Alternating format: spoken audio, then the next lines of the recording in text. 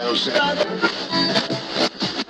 you are, whatever you're doing, stay with us as the Suns get set to shine. Here's Perry, to Gar-Hurd. Here's the jump shot. Comes to Marley, a long three. He got it! He got it! Suns, Booker for the win. Yes! Oliver, Sir Charles, and he flies in for a wham, bam, slam. For his next look, and that one won't go, and the rebound's controlled by the Suns. Here it comes quickly to Payne. Payne on the drive. Cam Johnson for three. Yeah! He got it! He got it! He got it! Cam Johnson got it! And the Suns have won the ball game. Oh, brother!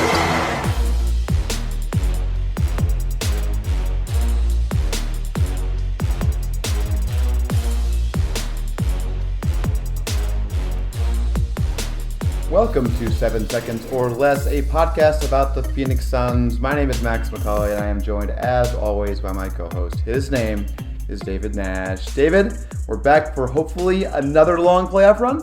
We are back, Max. It's always a pleasure to be back on the mics with you, but I'm especially excited because it feels like we've been waiting for this kind of episode almost all season, to be perfectly honest with you. So I'm really excited. We knew we were coming back here at some stage, and we knew that you and I planned to come back to this space at some stage because we had so much fun doing these podcasts last season, where it was, I guess, a little fresher. The pressure wasn't on as much as maybe it is this time, which we'll get into. But how are you feeling as we playoff games have started? I've just woken up and there's already some results. How are you feeling about playoff basketball being here? Yeah, I'm two minds because, on one side, we've been waiting for this for a while now, even the obvious one seed for months now. So it's been kind of a waiting game. But at the same time, I can't believe we're here. Like after what happened last year and how crazy that all was, the fact that we're back and doing another playoff run, like, I don't know, David. It's gonna be something. Obviously, hopefully, we'll get into it very soon. But hopefully, this first round matchup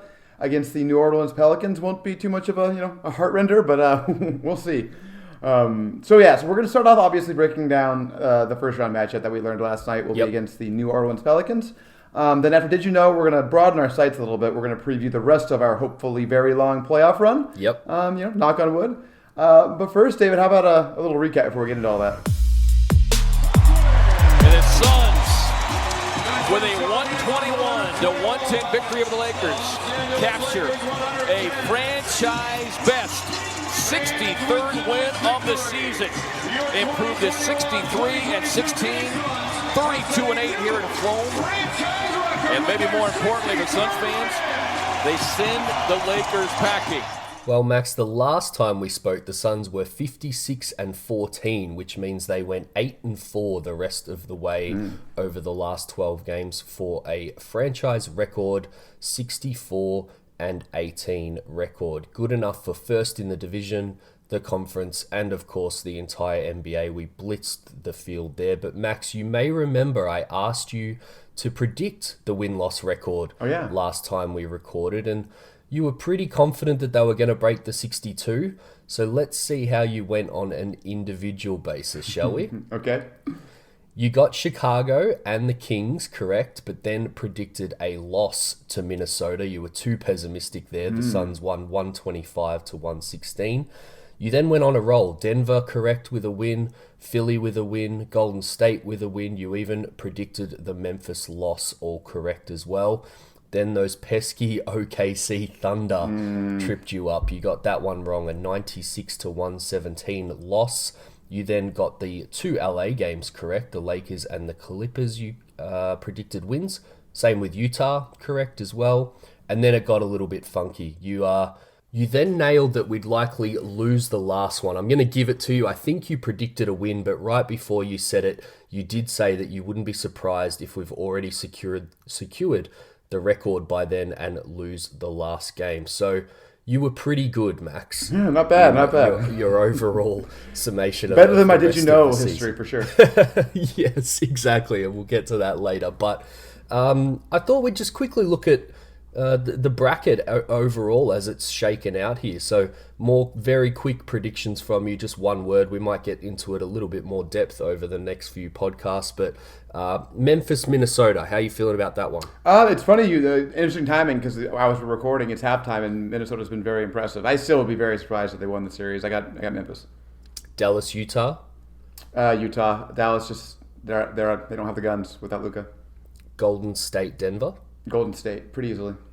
And then over to the east, Miami, Atlanta? That's actually more interesting than I think a lot of people would realize. I think it's Miami, but it's close. Boston, Brooklyn? I have a bold take on that one later, so I'm going to save that. Okay. Milwaukee, Chicago? Milwaukee, easily. And the one everyone's talking about, Philly, Toronto? Yeah, I go back and forth this one. I think I'm going to go with Philly, just because I feel like too many people are picking the upset on that one, but it'll be interesting to see how Harden plays. I agree with you on that. It feels like it's going the other way. We always like to touch on health here. Dario, not sure if you saw his comments during the week. He's obviously still recovering with his ACL surgery, but he did leave the door slightly ajar that maybe if all the bigs went down and they needed a body, that he might be able to come back sometime during the playoffs, but we're not expecting that. I did see when I woke up this morning that Monty Williams has called the Landry Shamet foot injury a day-to-day injury without not too much info on that, so we might get into that a little bit And also, later. Kellen posted a video of him shooting in practice, looking pretty good, so he shouldn't be too hurt. Seeing him is better than not seeing him, because I know he sure. was completely absent the last practice, which made me a little bit nervous. Campaign has been given the all clear. Seems they were just being pretty careful in those last few games that he sat out. And of course, I guess to segue to news since we last spoke, Kaminsky was injured so much so that they made him the final cut and converted Ish Wainwright to a full contract, as we've discussed a couple of times. And I'd written about in the newsletter, they needed to do that to have Ish available to actually play in the playoffs. So that makes our final roster going into the playoffs. At point guard, we've got Chris Paul, Cam Payne, Aaron Holiday, Alfred Payton. At shooting guard, Devin Booker and Landry Shamet. Not much behind them, which is why the Shamet stuff is very interesting. Small forward, Mikal Bridges, Cam Johnson, and Ish Wainwright. Power forward, Crowder and Torrey Craig. And then all the bigs, we've got Ayton, McGee, Bismack Biyombo, and of course, Dario. The 16th man is, of course, Ife Lundberg, who cannot play because he's on the other two-way contract. But it's time to talk about the most important matchup here, Max. Yeah, I think we got to get into this now. And the Pelicans are going to win it. The Pelicans are going to the playoffs. And in they are. As an 8 seed, will take on the number 1 team in the NBA in a series beginning in a couple of days in Phoenix. The New Orleans Pelicans, David, they won their play-in game in really what was one of the more ridiculous games I've watched all season between the Clippers and Pelicans. It looked like either team was going to win that game, like going away convincing like 3 different times. Yep. But it ended up being the Pelicans at the end of the day. So we're going to start with a little bit of a breakdown of kind of who these guys are. Who is this team, the New Orleans Pelicans, the Suns are going to go up against? They're kind of a weird team to play. I don't think we definitely have never had a playoff series against them. They didn't exist until like we had been in the middle of our streak of not making the playoffs. Yep. So you're going to start with a few stats, and I think I'm going to round it out with some more stats, yeah? Yeah, let's dive into it. You've just touched on a sneaky little teaser for Did You Know later, I think, there, Max. So you're going to be well prepared for that. But yeah, this play-in game, it's probably going to throw up more random series like this one where, as you noted, they finished 9th at 36 and 46. They then went into the play-in and won 2 games, 113 to 103 victory over the Spurs. CJ McCollum had 32, 6 and 7 in that one. Ingram had 27, 5 and 5. And JaVale had 22 and 14. I'm sure we're going to talk quite a lot about that trio. And then the weird game, you nailed it. It was all over the place, that game. It looked like it was over a number of times, but they came out on top 105 to 101 against the Clippers. Again, Ingram 36 and 6. CJ struggled, but still ended up with 19, 2 and 3 with a big kind of last push down the stretch. And Larry Nance was the third guy that popped up in that one. A bit of an X factor that we might talk about. 14, 16 rebounds and 4 assists. But the Phoenix games, Max. We were 3-1 this season for everyone that's kind of trying to do their research here. But the big takeaway for me is there was no real game to go and look at about how these two specific teams might play against each other. And that's because we played very early in the season, November 2, 112 to 100, but that was pre the CJ trade to the Pelicans, and I think Ayton missed that game as well. He also missed January 4, which was 123 to 110, again pre the Pelicans making these trades. Then in February 25, we lost 102 to 117, but we had neither of our first 2 point guards in that one. No Chris Paul, no Cam Payne. And then March 15, 131 to 115. No Chris Paul, no Cam Johnson, and no Brandon Ingram for the Pelicans. So all pretty high-scoring affairs, which was my main takeaway looking at those 4 games. But what's kind of stood out to you as you dive into this, Max, whether it was from watching those play-in games or diving into the numbers a little bit more here? Well, one thing I'll say is that the loss that we had to the Pelicans, I was in Italy for that and didn't watch it. And it's the only one that I didn't watch. So there you go. So the reason we lost, I think, is I didn't watch. I plan on watching the playoff games. So don't worry, guys. I think we're going to win. I think we're going to win these. Yeah, so I think from the play-in game specifically, I was very impressed just kind of the way, the resiliency I thought was really impressive by them. Because, again, the Clippers looked like they were pulling away. A bunch of people were tweeting about how it was already over, how we were playing the Clippers again. And thank God we're not. I mean, not even because I think the Pelicans are easier matchup, I think, probably. But also, I just don't want to play the freaking Clippers again. I'm sick of it. I'm just sick of them. So I'm excited for this new matchup. It's fun. But yeah, I think the story of the Pelicans is that they've just gotten a lot better recently. Yeah. With the trade for TJ McCollum, obviously, I think Ingram turned his season around a little bit, started playing better later on. I think the whole team kind of gelled better. So a couple stats on that. Net rating for the season, they were 21st in the league at -0.8. They were they were under. We were on the season. We were plus 7.5. That's the best in the league. Since the All-Star break, they've been plus 4.7. They're 7th. Since the All-Star break. So a huge turnaround there. We're plus 6, third since the All-Star break. So since the All-Star break, we've only been the 3rd best team compared to them being the 7th best team, which is interesting. Very interesting. Pace surprised me. They're 21st in pace. I would have thought they were faster. We're 8th. 3-point percentage, they are not a good 3-point shooting team. They're 27th. We are 9th. Opponent estimated field goal percentage, so basically how well you defend players. It's basically the best stat for that. Yep. They're 26th, so not a good defense. We're 3rd. Ugh. And I think the most important stat when I was going through this, when I saw this, probably the key for the Suns to focus on, offensive rebounding percentage. They are 4th in the league at that. Yep. We are 21st. And it's not a surprise because obviously they have Jonas Valanciunas. And as you go through the roster, David, a bunch of big people. Yes, I think you have nailed something that we will definitely talk about as we dive into this series a little bit more, at least from my perspective, with their bigs and the offensive rebounding might be one way that they can get into the series, I think. But yeah, you've nailed it. All I had written down that you covered there was they were on offense 19th overall and defense 18th overall for, as you said, that 21st net rating in the NBA. But if you look post the All-Star break, as you did there, they're 10th in offense and 9th in defense to equal that 7th overall in the NBA that you mentioned. So yeah, completely different team. Which, as I said at the top, we're going to get more of this with the play-in. I think it was being bandied around on Twitter. They started 1-12 or something like that, I think it was, to start the season. Yeah. Made those trades, got a little bit of chemistry starting to form with Willie Green as their coach and managed to grind it out to finish 9th and sneak their way in. So we're catching a team...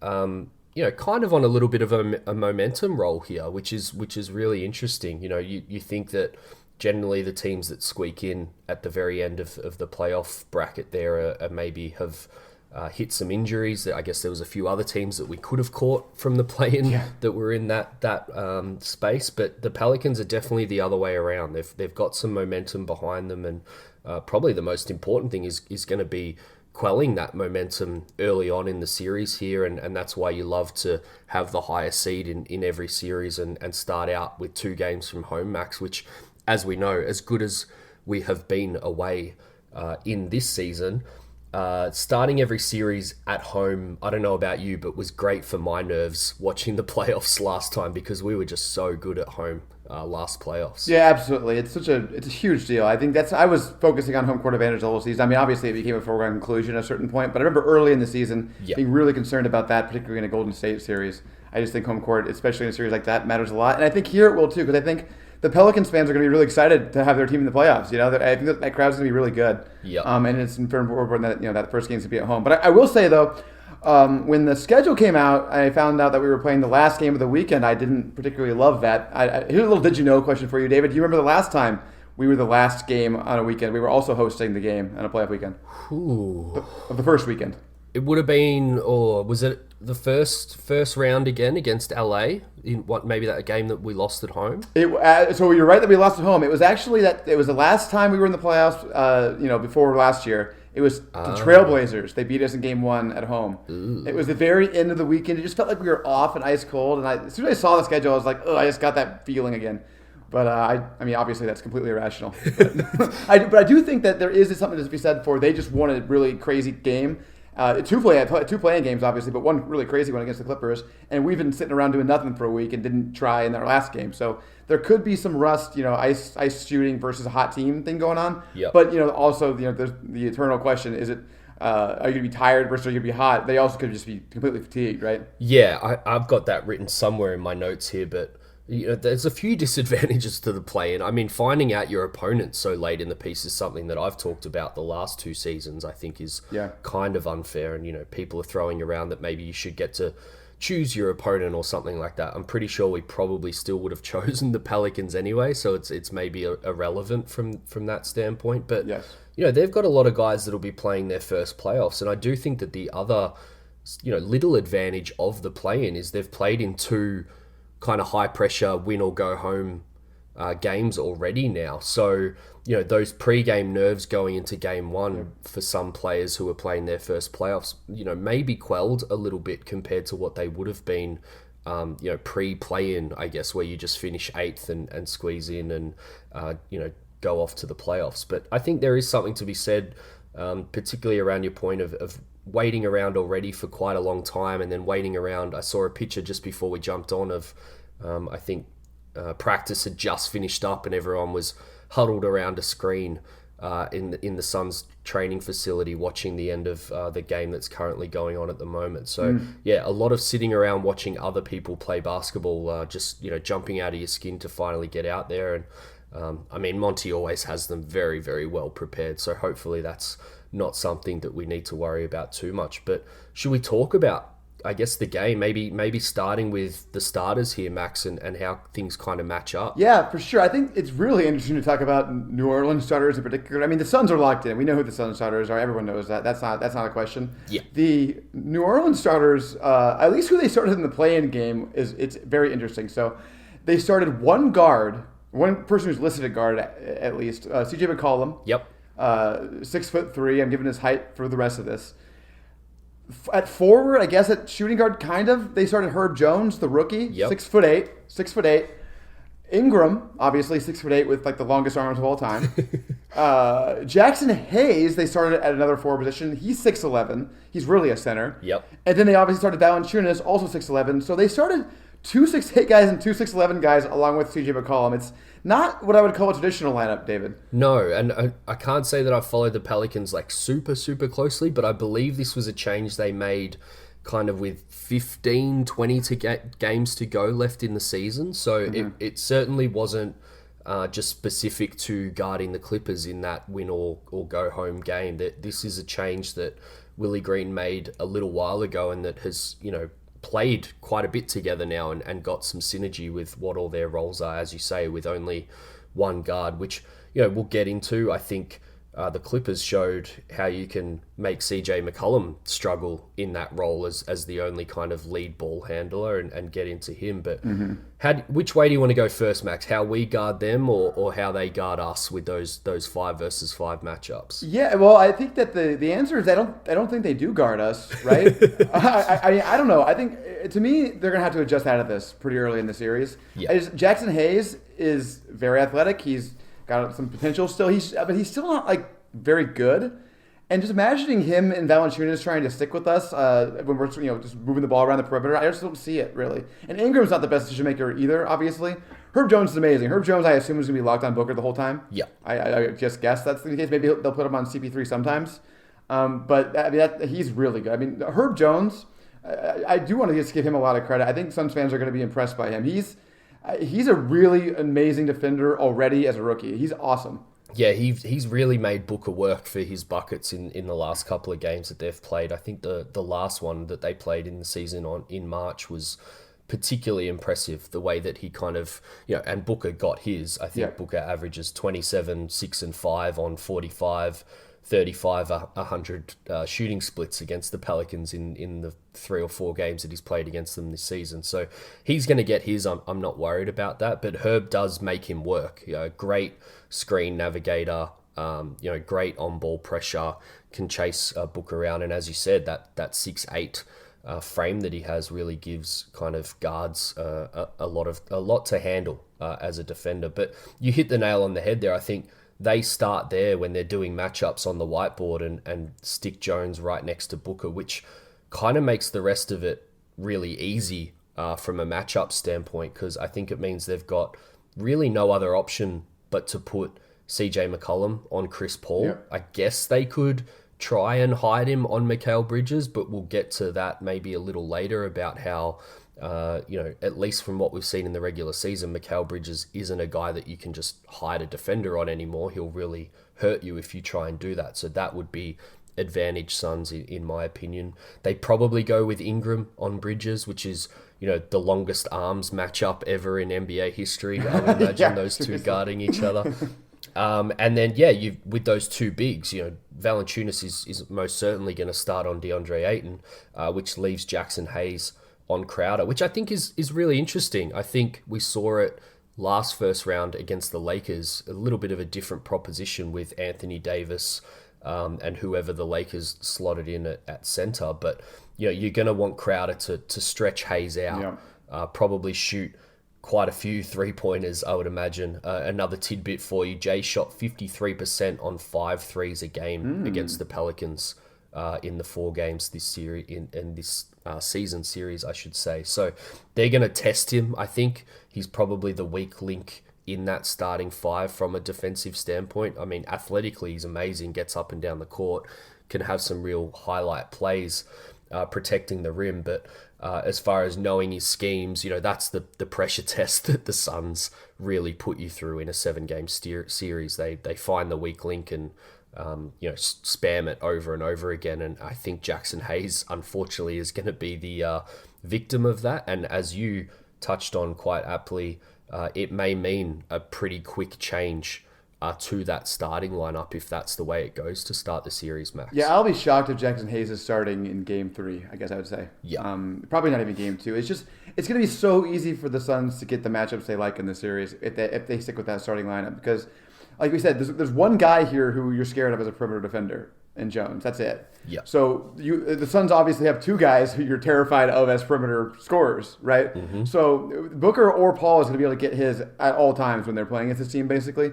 So to me, they're going to have to switch in. I mean, obviously Larry Nance sticks out as an easy sub-in for Hayes. Yep. I mean, I don't know if that totally solves that problem. I think there may be some unsolvable problems here for New Orleans. You would think so with a 36-win team against a 64-win team. Yep. The key to me, though, the thing that I'm most worried as a Suns fan, and I think this is the one that it's obvious and it stands out in preview to obviously the offensive rebounding thing, is Valanciunas. Yes. Valanciunas has obviously killed us over time. He's been a problem for us, a problem for Ayton in particular. Mm-hmm. He's just really, really, really strong and really, really, really focused on rebounding and getting in there. And I think, obviously, Ayton, as good as he's become, and we love Ayton, I think that's probably his biggest flaw still is he's not as strong down low as you'd like. Yep. And I think Valanciunas is going to try to exploit that. In fact, I know that's going to be what he's going to try to do. So I think it's going to be key to see how Ayton can handle that matchup. And then also, we'll get into bench contributors a little bit later, but obviously how JaVale comes in and plays is going to be huge too. Yeah, so Valanciunas 21 and 15 on 53, 30, 78 in the 4 games against the Suns. 2 of those Ayton didn't play. Just to give him, a little bit of leeway there in Valanciunas' godly numbers. But Yeah, I think you touched on a few main points that I had with the starters here. They desperately need Ingram and Valanciunas to both step up to really push the Suns in this series. I also had down that I think Chris Paul is probably going to be the MVP of this series, and you kind of mentioned that before. I think, they're going to take it in turns between Booker and Chris Paul. They can't really guard both of them. And as much as Herb Jones is a great defender, I'm sure Booker will get his, but I think the main takeaway is I think Chris Paul's just going to get to absolutely anywhere he wants against this team. And the boards battle, as you said, and as I touched up right at the top, I think it's probably going to be a pretty high-scoring series. I think the Suns will be happy to just kind of go toe-to-toe with them here. So, yeah, that's pretty much it, I think, for the starters. And before we get into, I guess, those bench units, as you said, and how each team might try and exploit the series. But how about, if we do give them a bit of credit and they do start hot, how are we shaping up to guard them, 5 starters versus 5 starters here, do you think? Yeah, it's a really good question because, obviously Ayton's guarding Valanciunas. That's pretty obvious, and you just have to live with that and see how that goes. Yeah. The questions obviously are going to be who guards McCollum and Ingram. Those are obviously their scorers. Yeah. Herb Jones, he can do a little bit on offense. He's really not an offensive player. He doesn't shoot very well. I think they're going to play off him quite a bit. He's a great candidate for Chris Paul to hide on, I think, in this series. Oh, yeah. Oh, 100%. And just try to roam a little bit and cause trouble, steal, and stuff like that, yeah. And then Hayes, Hayes can be, again, he's athletic, he can do athletic things, but he's not somebody you're scared of offensively, really. So I think the question is, what do you do with Mikal is obviously the first question always for the Suns defensively. I think you probably have him chase around McCollum for the most part. I don't know, though. Because Ingram, I don't know who else they have guard Ingram. It's almost like you have to put Mikal on Ingram, even though I think he'd be less effective on Ingram than he would be on McCollum. What do you think? That's where I ended up.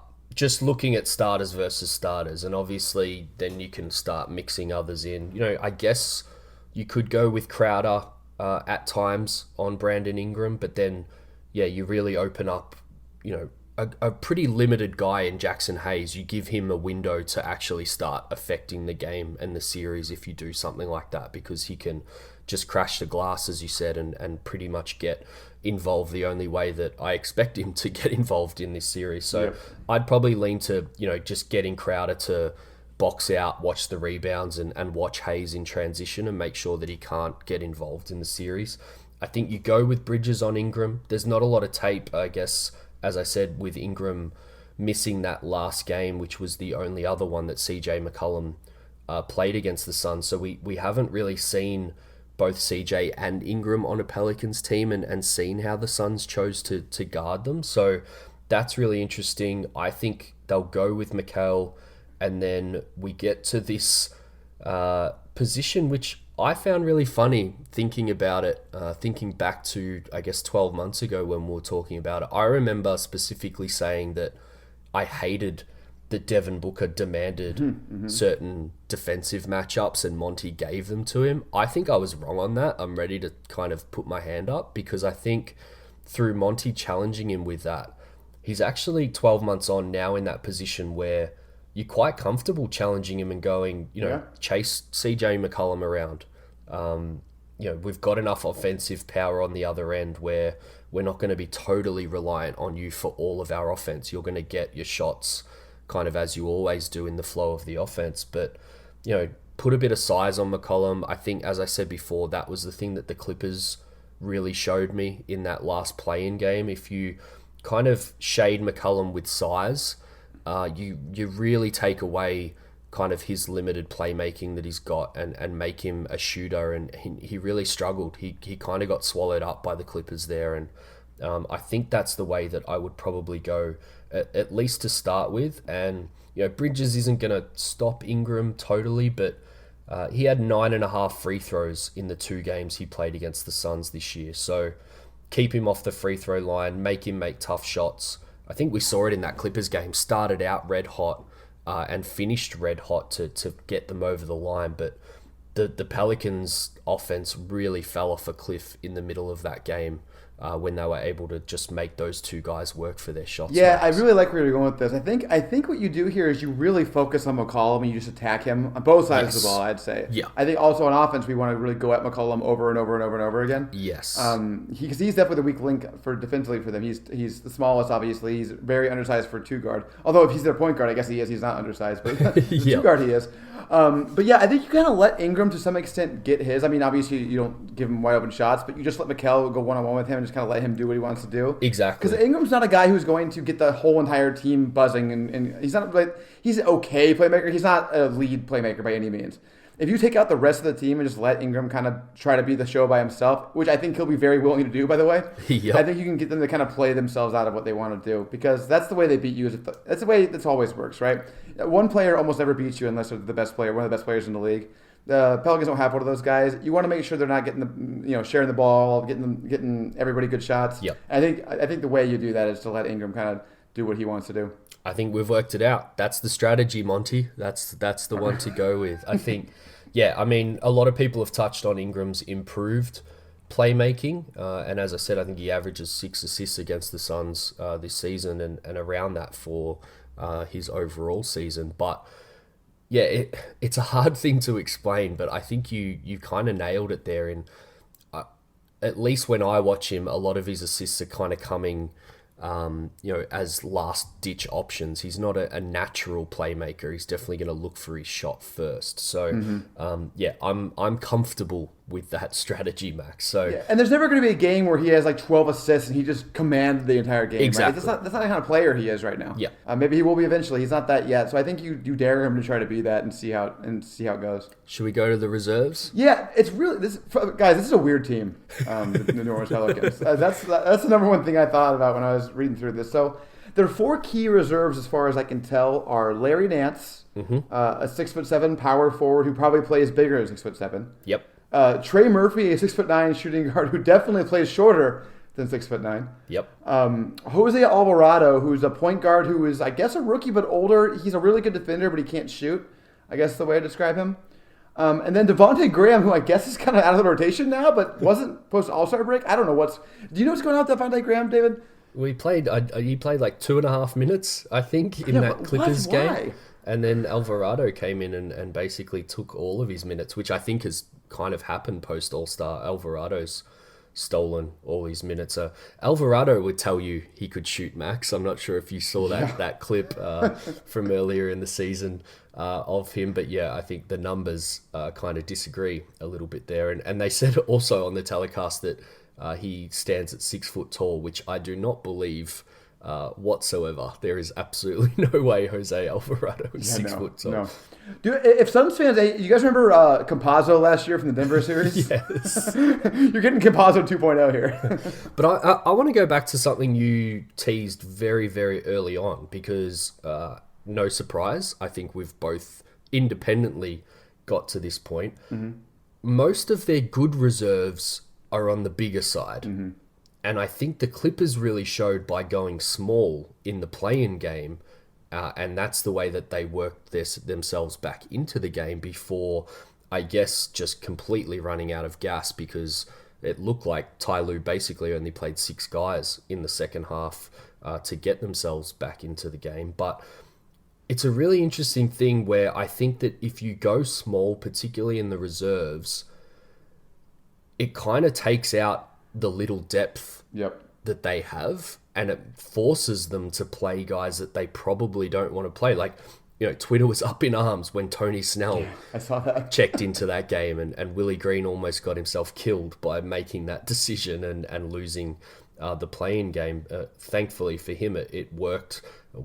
The Snell decision definitely did not work. He eventually got pulled and they got back into the game using another lineup. But yeah, I think if they really showed me in that game, I know it's only one game, but if you go small, I think it takes out some of that, NBA caliber talent, the little talent that they do have. Because I think you said it, they're already playing, I guess, one guy in the starting lineup that's a little bit questionable from a playoff standpoint in Jackson Hayes. He's a big. And then they've got, I know he didn't play in the game, but I would trust, say, Willy Hernangomez as an NBA player over some of the smaller guys that they have on their depth chart. Yep. So by going small, you basically eliminate some guys from being able to play in the series that you'd probably prefer didn't play over some of these guys that we can really attack here, Max. Yeah, that's the thing. When you study their roster, the inescapable conclusion is that they're just wildly imbalanced, and particularly because they just don't have any guards. I mean, they have guards. They have Devontae Graham. They just, I guess, choose not to play him. We went over earlier that CJ McCollum's their only guard in their starting lineup. Really, I guess you can say Herb Jones kind of is, but not really. Yep.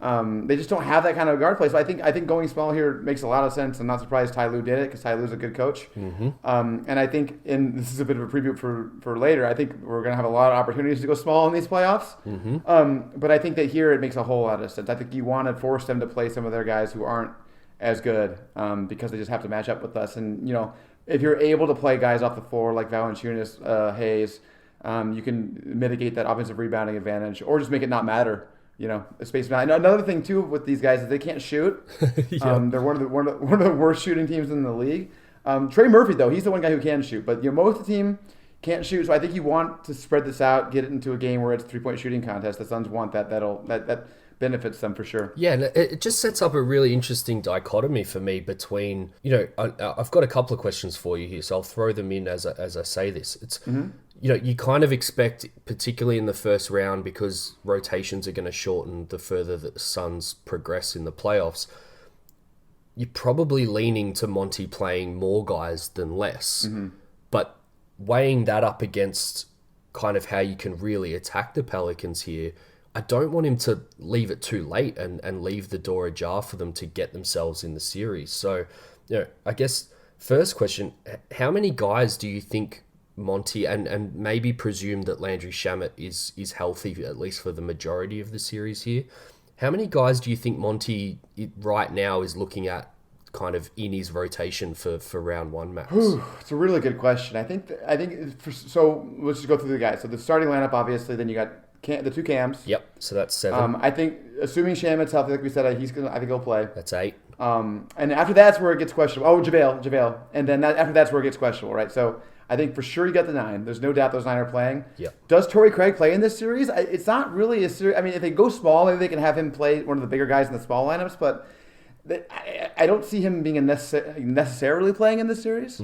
But yeah, I think I do agree with you in terms of they'll probably err on the side of extending the rotation, especially early in the first couple of games, and see if they get away with it.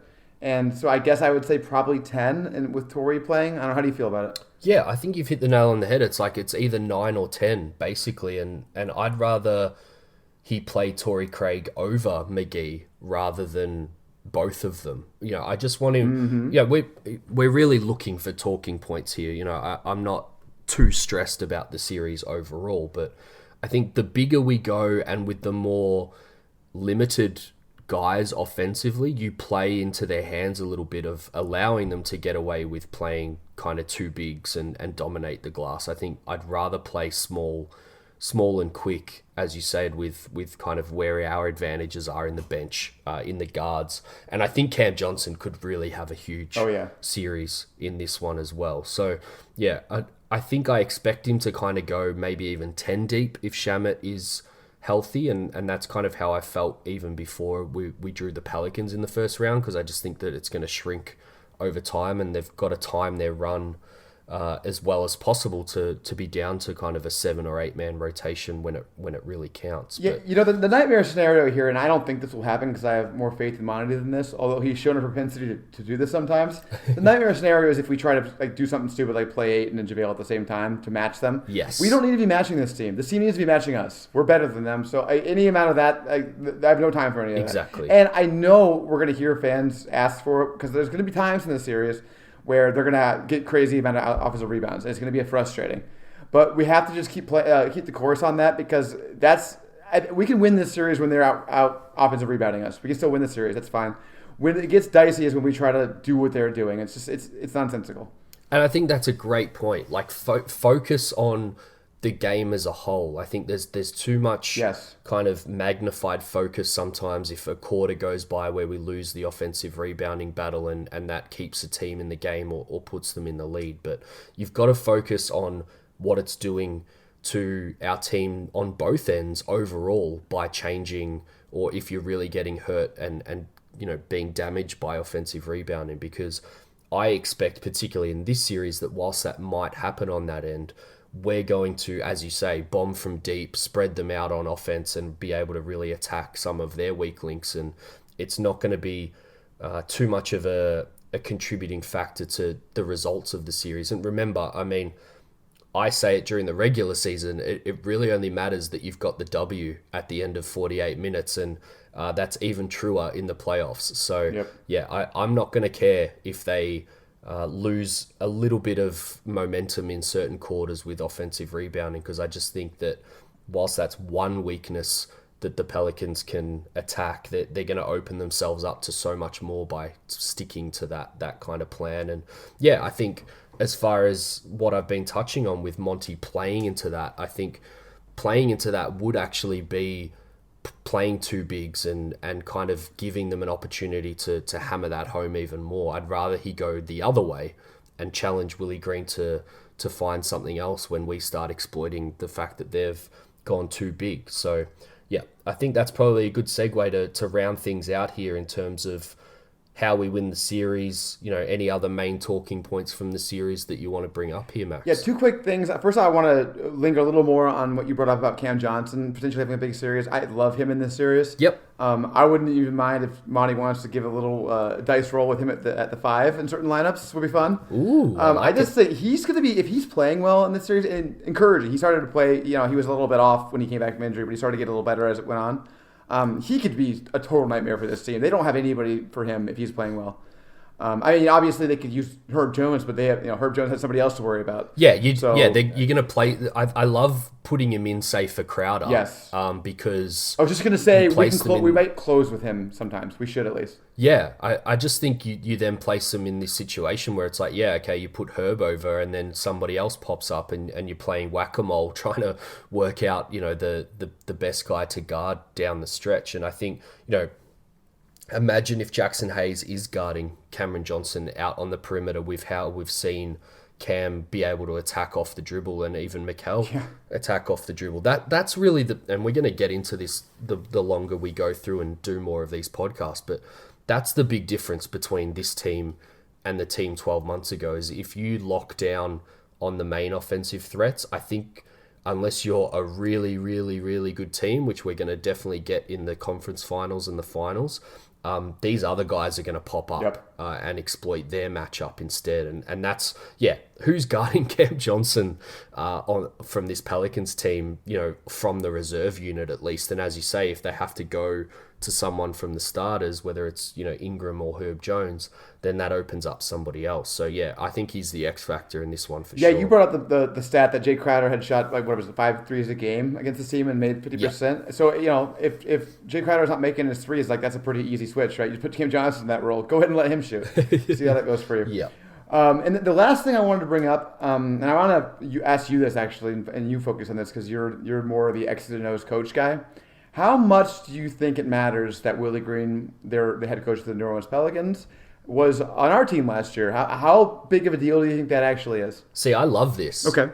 And my gut feel at the beginning was like, oh no, first round, Willie Green, worst possible matchup you could get. He knows us inside out. They play us really well. I think it's worth touching on. If you haven't watched a lot of the Pelicans this season and you're listening to this, when you do start watching them, a lot of stuff is going to look really familiar to you if you watch the Suns because they run a lot of stuff. They run pretty much the whole elbow package for Brandon Ingram that we run for Devin Booker. That's how he gets a lot of his shots, coming off screens at the elbow. They run a lot of empty corner, empty side pick and roll for CJ McCollum and Valanciunas, which you will notice or that will look familiar to you with Chris Paul and DeAndre Ayton. So, even if you haven't watched the Pelicans a lot this year, guys, it's going to look very familiar to you when you start watching this series. But I ended up going the other way, Max. I ended up thinking that it's an ideal first round matchup because he does know the weaknesses and he's going to try and exploit those seams and the weaknesses of certain players. Yeah. And what better way to kind of sharpen yourself up early in the playoffs without too much danger? I'll get to it. There are, I've written down 4 or 5 things that would kind of all need to go right for the Pelicans for the series to go bad for the Suns here. But I just think that it shouldn't get out of hand overall, and therefore, if you focus more on individual players and getting yourself ready for the later rounds, I actually think it's a really cool way to start the playoffs here. And even if it's 4 games, 5 games, I think Willie's going to throw some challenges at our guys that's really going to sharpen them up quicker, rather than, I guess, let's say we drew the Spurs or something like that and just swept them, and we weren't ultra prepared for the next round because they didn't get much of a challenge at all. So that's where I've landed. I'm not scared of it. And I think that there's actually a positive to take from it in the fact that, Willie's going to know a lot of that stuff, that basic stuff that we're going to want to run. And I don't think Monty's going to be forced to go to some of his, plan B, C, and D that he'll be hoping to kind of keep on his orange card for later in the playoffs, Max. I absolutely love that take. I think it's a great take.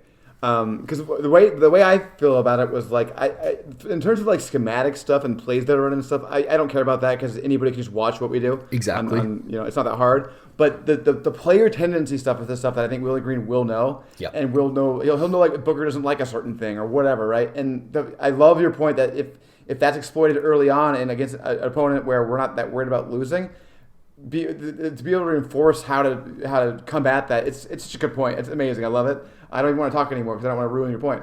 Well, just imagine we get through the series, but Ayton really struggles because Valanciunas and Willie Green as a combo were just able to exploit him. Imagine you going into round 2 against the Jazz and Rudy Gobert, and Ayton is extremely disappointed in the first reps that he got in the first round. Like, I love that for Ayton. He's going to come out totally red hot in the next series. So yeah, I see maybe small wins for Willie Green without being able to kind of win the battle overall, and therefore I really only see it as a positive. Yeah, you wouldn't love Willie Green to be an assistant coach on the Warriors for Western Conference Finals, but it's nice to have him in his first round for sure. Exactly. Alrighty, are we ready for Did You Know? You got anything else in the series? I was just going to say, we'll do the prediction at the end, obviously. Yeah, what's the combo of things that all have to go wrong for this series to go bad? I don't want us to brush over it as if there's not going to be any problems, but I do believe, we've touched on it overall. So just to summarize it kind of has to be all of these things. I think CJ, Ingram, and Valanciunas all have to be red hot. Yeah. I think Jones has to actually really disrupt Devin Booker. I think they need to get that advantage on the glass and take away some of our best lineups.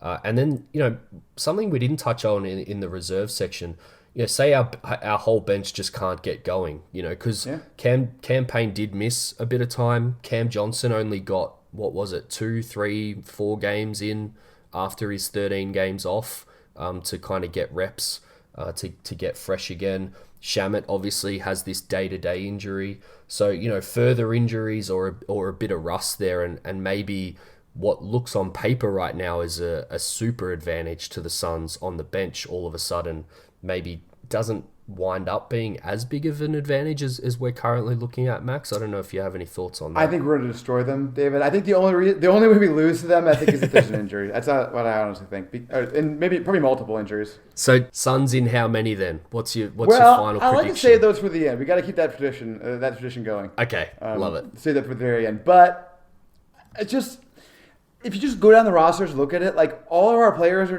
just better than them. I don't know how to put it. Like so many players you see in the Pelicans, like, okay, well, that guy is a non-entity on offense or a non-entity on defense, right? They're a one-way player. Yep. We just have many fewer of those players. Like, our entire team plays defense. There's just so many holes we can exploit. Again, we went over their starting lineup. They're starting Jackson Hayes at power forward. That's absurd. It's an absurd thing to do. They're just not as good of a team as we are. It's reductive, I guess, but I just think it's true. There's a reason why they won 36 games. I know they were better since the All-Star break, but they weren't better than us, obviously. Can they win a couple of games against us? Of course they can, with hot shooting, whatever. But I just, at the end of the day, without injuries, I just don't see how Devin Booker and Chris Paul are losing to this team. It's why 7-game basketball is so good because everything gets worked out in the wash, I think. 100%. It's not single elimination, thank God. All right, ready for Did You Know, David? Let's do it. McCollum wanting the three to step back, no. Long rebound. Comes to Booker. Plenty of time to work with here with the Suns. They'll keep it in the hands of Juan, who drops it off to Ayton. Finds the cutting. Bridges. Great ball movement. A delicious dime served up from Ayton to the cutting Bridges. Well, Max, I don't know about you, but I spent a lot of the past few days feeling like there was an element of destiny surrounding the Suns drawing the Pelicans in the opening round. But did you know, and you do know because you already said it in this episode, this first round bout will be the first time ever that any iteration of the Phoenix and New Orleans franchises will face each other in the NBA playoffs. And there's a few reasons for that, Max. Firstly, the New Orleans Hornets only began in 02-03, and their first two playoff appearances were actually in the Eastern Conference in 2003 and 2004. The next reason, Max, there has only been one other season where Phoenix and New Orleans have ever made the playoffs at the same time. First test for you, sir.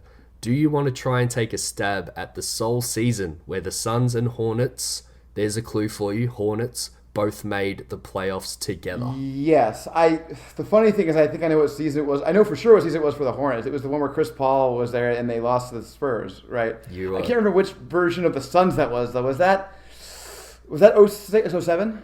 Ooh, I'm going to give it to you. It was 07-08. Oh, okay. All right. But you've nailed so much of what I'm about to say, so I think it's a tick for you anyway. The Suns had 55 wins, but were bounced in the first round by those Spurs that you mentioned. And the Hornets made the second round after 56 wins. And you get this answer to this question without me even having to ask it, because I was going to say, any guesses on who defeated both teams, Max? But you already knew the San Antonio Spurs 4-1 in the first round against the Suns. And then the Hornets, as you said, led by Chris Paul, took them all 7 games to a 4-3 loss in the second round, which of course means they ruined the one real previous chance that these two franchises had at meeting in the postseason. From there, the Suns, of course, missed the playoffs altogether the next season, while the Hornets made them again, before the Suns flipped the script in 2009-2010, and the Hornets missed out. It was flipped back again in 10-11, and as we know, the Suns would then miss out on postseason action for the next decade, Max. The Hornets/Pelicans only seeing playoff basketball 3 times themselves in that span. But Max, it's that 10-11 NBA season that I want to focus on. Coincidentally, the last Suns team I saw play live, Max. So I can tell you everyone on that roster because I saw them in person and took a lot of pictures. But can you, how many of the 19 players on the 10-11 Suns can you name, Max? Jesus, that's tough. I mean, Steve Nash was certainly still on the team. There's one. Did we have Gortat by that point? There's 2. Vince Carter? 3. He's in that trade. Was Grant Hill still on the team? 4. Okay. Jared Dudley? 5. Barbosa? No. Dragic? Yep, 6. All right. Robin Lopez is on there. That's 7. Amari already left. Hakeem Warwick. 8. Turkoglu. 9. You're on a roll. Childress. 10. Man, I'm gonna stop there. There's a couple. Wait. We traded for Vince Carter. I think Richardson. 11. He was on there for half the season, right? Is that right? Yeah, that's 19 players. So you're really onto something here. You've got 11. There's probably there's one more that I would expect you to get that's kind of missing here. But other than that, you've done very well. Channing Frye? Channing Frye, 12. Okay. Do you want to stop there? I'm going to stop there. Yeah. Okay, 13, Aaron Brooks. 14, Petrus. 15, Earl Barron. And then we get to the real dreg. 16, Dowdle. 17 Clark, 18 Garrett Seiler, and 19 Gani Lawai. So you did extremely well rattling off the ones that you did there, Max. But let's shift our focus to New Orleans now, where the vast majority of ties between these two current teams comes from. Max, the 10-11 Hornets were coached by none other than Monty Williams, led by the point guard in Chris Paul, and also had the current Pelicans coach on their roster in Willie Green. Green played 77 games, starting in 13, and averaged 8.7 points per game. One more quiz for you, Max.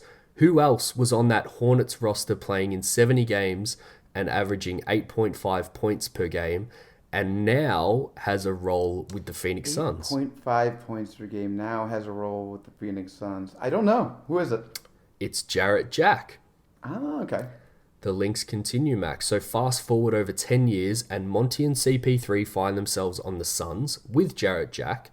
Green is back in New Orleans after a brief stint as Monty's assistant with the Suns, but the links, of course, don't stop there.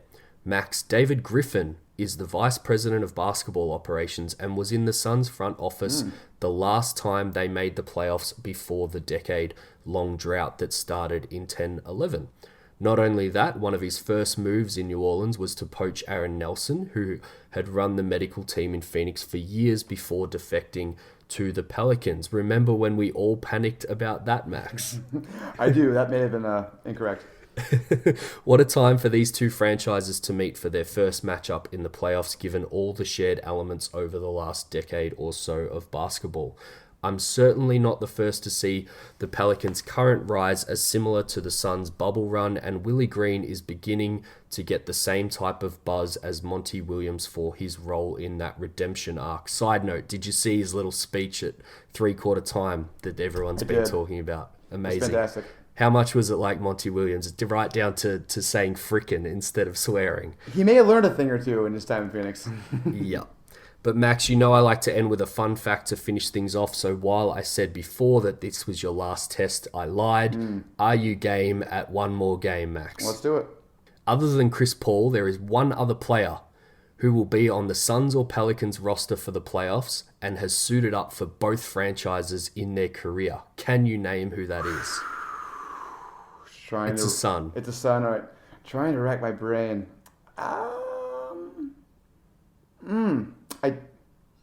It's not coming to me. He probably won't play, or at least fans are hoping he won't play. Oh, Elfrid Payton. Elfrid Payton. It is none other than Elfrid Payton. That was a pretty easy, pretty good clue there. And here's an interesting tidbit when it comes to Payton's time in the NBA. Elfrid was actually born in Louisiana, played high school and college ball in the state, and he was unlucky not to complete that record by starting his career in New Orleans too.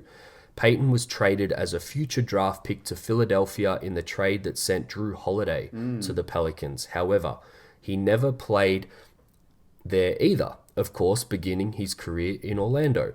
From Orlando, he was traded to Phoenix before signing as a free agent with the Pelicans, then the Knicks again, and then finally with the Suns in 2021. So Elfrid Payton is not only the other player to play for the Suns and the Pelicans, he technically has been with each franchise on two separate occasions each. But wait, there's more, Max. On June 26, also known as Draft Night 2014, when Philadelphia traded Payton on Draft Night to the Magic, this was the package that Philadelphia received in return. Dario Saric, now with the Suns, a 2015 second that became Willie Hernangomez, now with the Pelicans, and a 2018 first that became Landry Shamet, now with the Suns. That's right, every player in that trade is now playing in this upcoming series, or perhaps not playing in the case of Elfrid Payton and everyone listening, I think here. Pretty bizarre though. So Max, while bragging rights are on the line in this one, the Suns certainly have bigger fish to fry in the playoffs, so how about we round out the pod talking about some broader playoff picture stuff in relation to Phoenix? Yeah, let's do it. It is, man, and it doesn't feel like it's been 10 years since I played for mine. But just like his attention to detail. And I don't even know if you remember, like when we played together with the Clippers, Like every time a shot would go up, I yell like body, like to rebound. You know what I mean? Got that from mine. You know what I mean? Like the X's and O's aspect of it and the attention to detail. Like today was our first day of practice, but when we could do those things where we could just do individuals, like the ones, like just seeing him, you know, talking about plays and screening and all this stuff like that, the attention to like our defensive schemes. And you know me, like I'm like that too. So funny to me how often those like draft trades turn into things like that. It seems Always. like it happens way more often than it should, doesn't it? Yeah. All right, yeah. So we're gonna get broad out a little bit. We talked about the Pelicans. We're gonna talk a little bit more now about just kind of the whole playoff push overall. We're gonna start with a couple things each that we're looking forward to the most for this playoff push. I'll start with one. You touched on it a little bit earlier. Mm-hmm. For me, it's sort of like who's going to be steps up, and hopefully it's both of them, but which one of the two, hopefully both, steps up offensively for us, Mikal or Cam Johnson? Like which one of those guys or both are going to show that they're just a whole different player than they were last year and really carry us in certain moments when maybe Booker or Paul are not hot or whatever? It's made more interesting by the fact that Mikal's just got his extension, and Cam Johnson is going into his offseason where he may sign a similar extension. So, yeah, I think it's a great one. They're going to both feature a little later in our last kind of mini segment here for me. But tell us, who are you feeling more confident about as the series go on here, Max? It's funny because, you know, it's changed a little bit for me. I mean, in the first half of the season, I would have said Cam for sure. Mikal wasn't doing as much offensively as we thought he could. Yep. But that totally changed recently. Over the last couple of months, Mikal has now become like one of our go-to guys in clutch minutes. Yep. He'll just go in there and just drop in a 12-footer easily over people. And I don't really see a lot of reason for that to change in the playoffs, especially when people are cracking down on Booker and Paul. Because, you know, one other thing that's worth mentioning, too, it's a little bit of a tangent, but not really, I think it's important for this, is that Chris Paul just didn't really care that much about the regular season, as he shouldn't. Yep. And so he's going to be obviously playing a lot. He's going to be dragging, or what's the way to put it, attracting a lot more of the defensive attention in the playoffs, I think, than he was in the regular season. So it's going to give a lot more opportunities for guys like Cam and Mikal, and especially Mikal, to be that third scorer, fourth scorer for us. And I think he's going to absolutely take it by the horns the way he played in the second half of the season. So I would say Mikal, but it's almost crazy to say that because obviously Cam J's offensive potential is higher. We saw it, before he got injured. The New York Knicks game is the best example. I mean, that guy can absolutely score the hell out of the ball. So I think the answer is both, and I'm really excited about it. Yeah, I think maybe the cheat answer is that on one game or one series, Cam might have the more memorable one game that like that Knicks game that clinches a key game in the playoffs, but. I think overall, I'm not going to, I guess, spoil some stuff that I want to bring up later too much. But one thing that I will throw in now that I was going to throw in later, we did our 5 stars every series, and I'm excited to do it again. Yes. I think we always enjoy going through that on a series-by-series basis. But remember, Mikal basically just didn't ever get votes in any of the series. I feel like we were maybe a little bit unfair on him when you look back and see who he had to guard in some of those series, but he just didn't step up from an offensive side of the ball standpoint at all in any of those series that he could have. And I think you've nailed a really good one off the top here, because I think a lot of people listening are probably thinking about exactly that. Is he going to step up finally in this one when we expected him to last year? Yeah, and it's just different this year, right? Because he wasn't the player he is now last year. Totally different. We were hopeful that he could do it last year. Now we need to expect it because he showed it to us for a solid couple months here now. Yeah. And it's a great point to bring up the 5-star thing. He was like a constant honorable mention because we were we're recognizing his defense, but it was just other guys were louder. They were better guys. Yeah. Yeah, they were better and louder. They were just it was more obvious what they were doing. I think this season, this playoffs has a chance for that to flip a little bit for sure, because he's had more of those games where he scores over 20. He did it a lot, especially when Chris Paul was out, and he's stepping up in the clutch moments, like I mentioned a little earlier. That he's actually kind of has a go-to shot in clutch now, where he just gets in that 12 to 15 foot range and just drops in the jump shot, which is unguardable because he's obviously has 8 feet long arms. And I don't really see a reason for that to drop off in the playoffs. I love your point though that I think it's more likely to have Cam Johnson have the game where he just scores 35 or whatever, right? Randomly. He is more of that in him. Because he gets hotter from 3. I mean, Mikal's a good 3-point shooter, but he's not like what Cam Johnson is. He's he can shoot, he can make 8 in a game. But yeah, let's go to yours now. What's your first thing that you're looking forward to seeing? My number one thing, and we might not see it for a bit, at least I hope we don't see it for a bit, but the number one thing I'm looking forward to is how Chris Paul adjusts to the way defenses play him. I think we saw it in the last playoffs.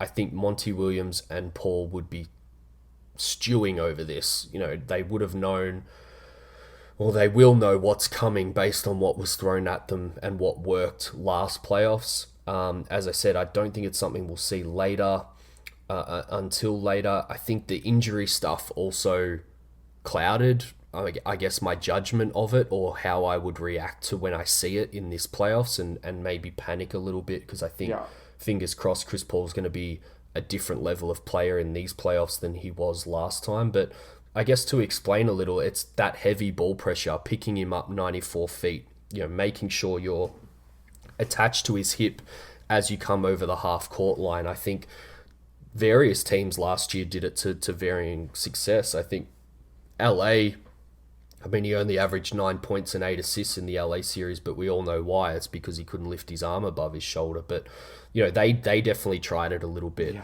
They were a more defensive team last year and the year before than they were this year, the Lakers, that is, and were able to make him struggle a little bit and give the ball up. Denver didn't do it at all. They played drop and didn't pressure him, and he absolutely killed them. Averaged 25 and 10 in that series over 4 games. The Clippers did a little bit with Batum and Pat Bev, and really made him work hard, but I was kind of shocked when I went back. I guess he had a couple of big games that really... Game 6 may have helped. Strengthened his numbers. He averaged 24 and 8. And then the numbers don't show it in the finals. His shooting... If you go back and look at his shooting efficiency in the finals, it was actually ridiculous, and he still averaged 21 and 8. But I guess the key point there is by really pressuring him, they took some of the other Suns away, because even a couple less assists than what he averaged this year can really affect this Suns team, and he was kind of trying to take on too much himself and didn't quite have it towards the end of that series against Milwaukee. So I think the blueprint is there. We've seen it. We've seen various teams throughout the regular season kind of attack Chris Paul in this way a little bit more, which has actually been great, again, because they've got some reps. A few things that I've pointed out during the season, they run, empty side, empty corner a lot more. So if you think of Chris Paul walking the ball down one side of the court, and everybody else on the Suns is on the other side of the court, I just think it really opens up the floor for him to attack and still find guys. They run Chris out of some of those elbow sets, so he doesn't bring the ball up, and they've worked out ways to still get him the ball in the half court without, I guess, having to bring the ball up and be pressured by someone and tie it out a little bit. And something I tweeted about during the week, there was about a 12-game stretch where they ran that twin time play that was one of my newsletters, and then they just stopped. I literally haven't seen them run it once since. They kind of got it. It was really working well, so they didn't stop because it wasn't working. I can tell you that much, because the points per possession on that was through the roof. So again, if anyone who's seen that, or if you imagine Chris Paul coming down the sideline, that's how the twin time play happens, and there's a guy right on his hip. It's a guess, but I would speculate that play in particular was a direct reaction from Monty in terms of, attacking too much attention on Chris Paul, I would say, and it kind of opens up shots for everybody else. So how worried about, I've gone on for a while there, Max, how worried are you about teams employing this strategy against the Suns and taking us out of rhythm? Yeah, I think it's such a good one to bring up, and it's hard, and you touched on this and what you were saying there, it's really hard to allocate how much of it was injury and how much of it was the way the defense were playing him, especially, it was obvious in the Lakers series what was going on. It wasn't as obvious later on what was going on, especially in the finals. I think it got a little cloudy there. Yep. There were times, famously, where if the Suns' offense was so broken by what Milwaukee was doing to Chris Paul that it just became Devin Booker hero show, in which he admirably performed in, by the way. Yes. But it was the only thing we could do, right? It was just Devin Booker making hard shots. And I think one thing that will help this alleviate this a little bit this year, regardless of how Chris Paul plays is just that, as I touched on earlier, I think we have better offensive players around this time. It should be easier for us to score, even if it's happening. But the other thing, too, is with Chris Paul, I think a lot of it was that it was the regular season. He just didn't care that much, but he definitely was less aggressive. Yeah. He did not shoot the three very well this year in the regular season. No, not at all. It's a big weapon for him, and I think that's concerning a little bit. We'll see how that looks in the playoffs. But, yeah, I think – and it's not just Chris Paul either. Right? The other thought that I had while you were talking about that was throughout the history of the NBA, the small guard has always had trouble in the playoffs to some extent. Yes. Isaiah Thomas is probably the most famous example of somebody who achieved past it. Yep. But for the vast majority of time, it's not small guards have not been able to lead their teams to championships, and I think that to some extent, it's just the way it is. The Chris Paul it's gonna be harder for him in the later stages of the playoffs when the lineup rotations shorten and they are just going at him the whole time. And I think that to answer your question, I am concerned about it because I do think it's going to happen again. Mm-hmm. My hope is that he won't be hurt, so he'll be able to handle it better. Yep. But almost more importantly, my hope is that the team around him is just better enough that if they're doing that, it won't matter because the Suns can just attack you in other ways, and it will force the defense to pull away from Chris Paul to some extent, and then Chris Paul will be a little more open to do what he wants to do. Nailed it. And I think we're going to touch on a few of those things to finish out kind of the rest of the discussion here. So what's your number 2 here in this little segment? Yeah, so I have it ranked number 2, but it's not like number 2 in my heart. This is the thing I'm most excited about. It's the thing I'm always most excited about now with the Suns, David. I've decided I'm just not going to overlook this anymore. I'm going to enjoy it while it's happening. Yep. It's just 2 words. Devin Booker. I'm just excited to watch Devin Booker play basketball in the playoffs. I'm excited to see what magic he has for us. Last season, he had the Game 6 in L.A. He was dominant throughout the entirety of the Denver series. Game 1 against the Clippers when Chris Paul was out, he was marvelous. Had his first triple-double. Obviously, games 4 and 5 of the finals. We didn't win the games, but he was transcendent in them. I cannot wait to see what he has in store for us. I think he's obviously a better player than he was last season. He's playing his best basketball of his life recently. Yep. I tweeted that he should be the MVP if he had played the way he played since the All-Star break the whole season. Yep. He's been that good. And I can't wait to see how I have the confidence in him that I know he's going to carry it over, so I just can't wait to watch it. I love this one from you because, I think you've kind of touched on it there in that we're now past the concern of how is Devin Booker going to live up to the moment, and we're now at the point of just how much is Devin Booker going to live up to the moment? Is he going to raise the very high ceiling that he already has even further? Because that's what there is to get excited about as a Suns fan. We have no concerns anymore that he's going to choke under the pressure or not live up to the hype. And, having gone through that playoffs run last time, it could have been so different. If they got knocked out in the first round and struggled or whatever, all those questions would still be coming into this one, no matter how dominant they've been in the regular season, because we see it in other narrative building stuff, whether it's the Jazz or Philadelphia. Everyone's like, after you see it a few times, it's like, well, we don't care what you do in the regular season. We're waiting to see you in the bright lights of the playoffs. But in his first ever playoffs and the bright lights with various matchups, starting with the LA Lakers, you can't pick a harder start than that. He just performed time and time again, and even through some pretty big adversity with injuries to others and himself. So, yeah, that's a great one. I love that one, Max. Yeah, I think Game 6 against the Lakers it's almost underrated at this point.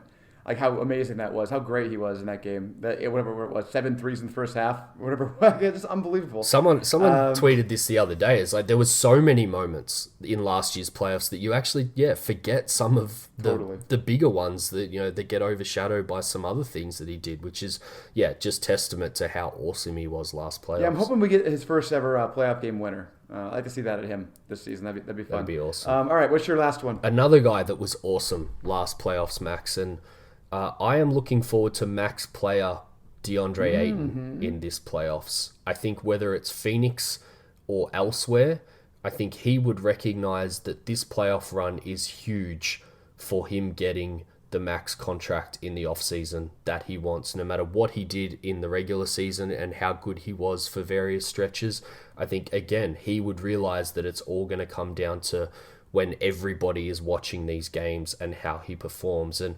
last regular season, he was 14.4 points, 10.5 rebounds, 1.4 assists, 1.2 blocks, shot 62 and 77 from the line.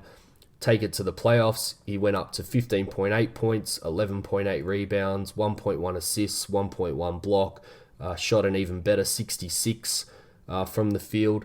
So then this regular season, he takes it up to 17.2 points, 10.2 rebounds, I should say, 1.4 assists. The blocks have gone down. I think we touched on that last episode, how you can't just look at the number with his defense, but still 63%, even though his profile changed quite a lot. Has started shooting the three a little bit, Max. He's 37% on the season on a pretty low number, and still that pretty reliable 75% from the line. So I'll throw it back to you first before I get into some other stuff.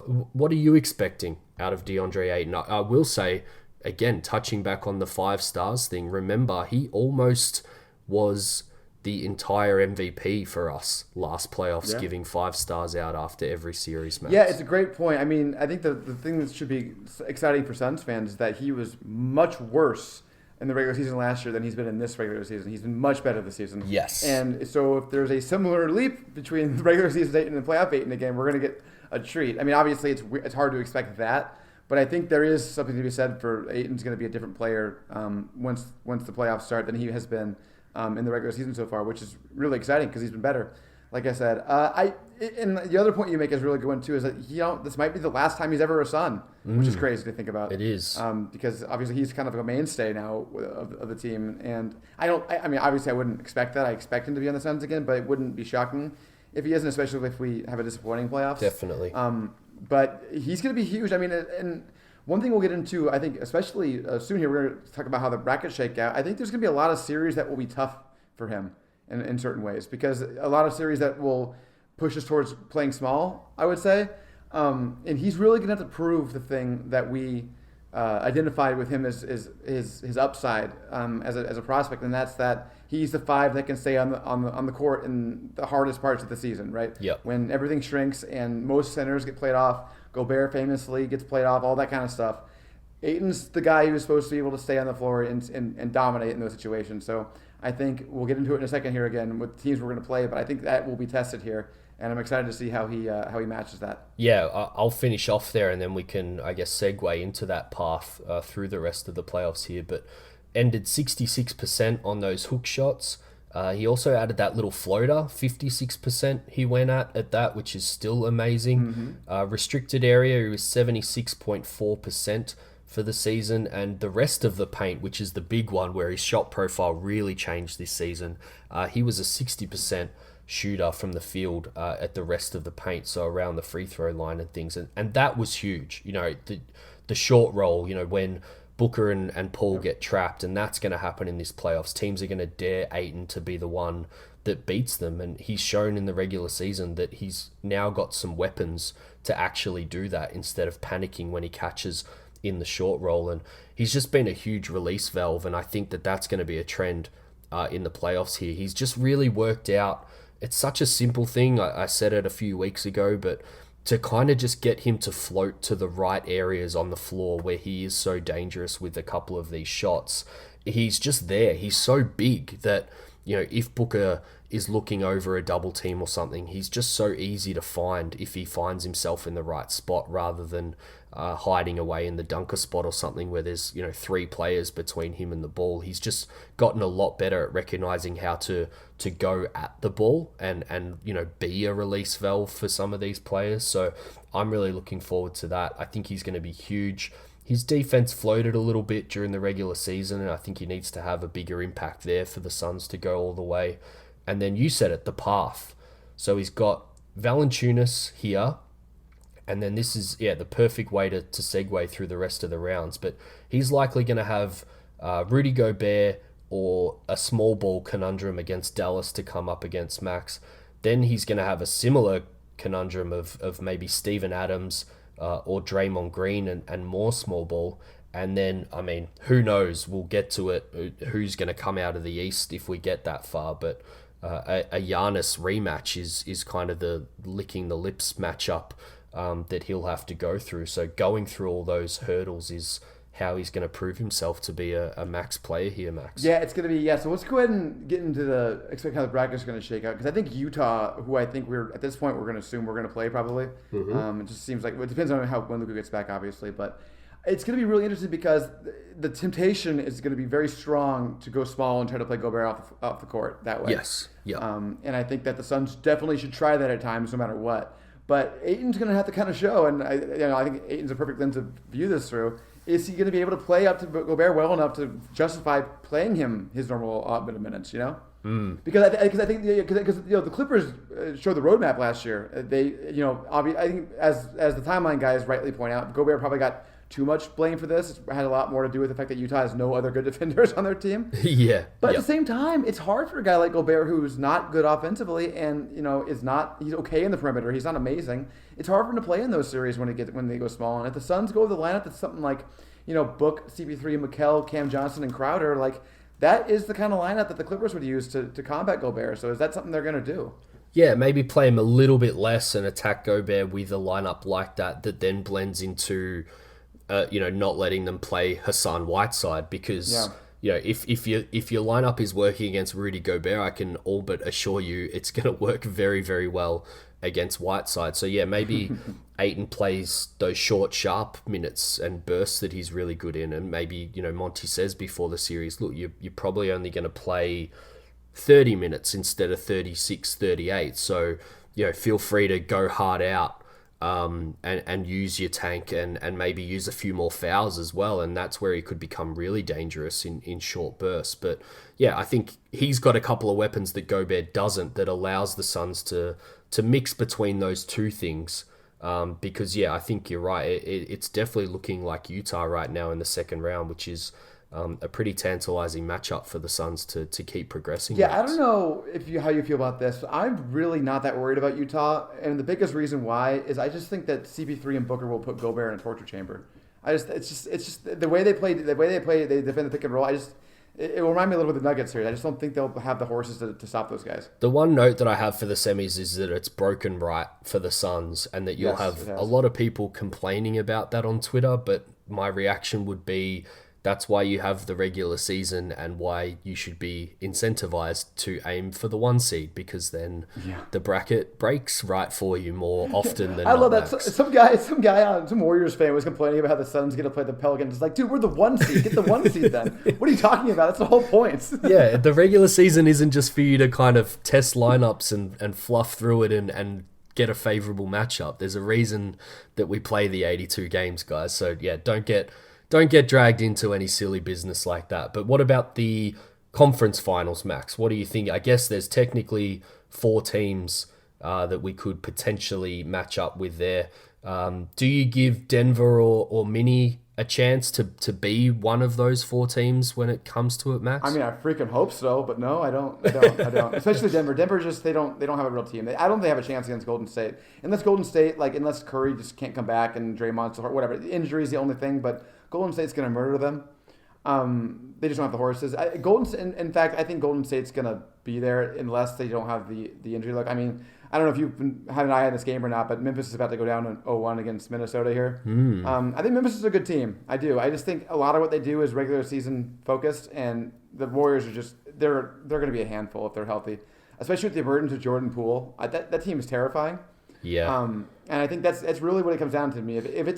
If there's a fully healthy, and I guess this kind of steps on one of my things we have later, but if there's a fully healthy Warriors team, that's the only team in the West that I'm concerned about. And to me, that feels like almost a 50-50 series.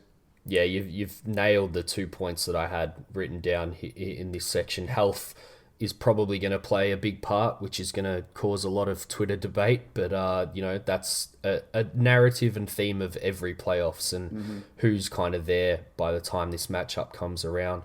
And yeah, as much as Ja scares me, I still don't want to play the Warriors if we can avoid it. But it may become unavoidable, Max. But if we get through that, I don't think we want to look too far ahead here. But who are you expecting to be the East beast that we have to get through here to get that debut championship? Yeah, at this point, I'd be surprised if the East representative isn't Milwaukee or Boston. To me, those are the 2 best teams. the two most consistent teams, the teams that just I think feel like the most complete. Yeah. Oh yeah, I know Miami's the 1 seed. They just I don't know. There's something about the way that team. It's just that they don't quite have the top end talent. I guess why I don't think they're quite as good. Milwaukee, we all know what that means. That's the part 2. Mm-hmm. Boston would be a really interesting matchup. It'd be a chess match, I think. Kind of similar teams in some ways. I think it would really come down to how Booker and Tatum match up, who wins that matchup, because it's just going to come down to who could be the better player there. I think, I don't know, how would you feel about Boston Phoenix? It's an interesting series. It is. It definitely comes down to that Tatum Booker matchup, and then the guys around. I think the Suns probably have a little bit too much for them, but I'm interested to see Boston get through these first couple of rounds and form some of my opinions on where they might struggle and where they might be better than I currently think as well. So that's the enjoyable part of watching the non-Suns games at the start of the playoffs here, as much time as you have to delve into those. But yeah, there's going to be plenty of time for us to discuss that going forward. Right now, just give me the Bucks. I think the narrative of it as a rematch, the drive that the Suns players will have to win that rematch, and then just the planning. Like, I think, Monty is a pre-game planner more than he is a in-game adjuster as far as where his strengths lie. And I just have a hard time believing that he hasn't stewed along with Chris Paul and Devin Booker over things that they could have done in that last series. And I just feel like he would come with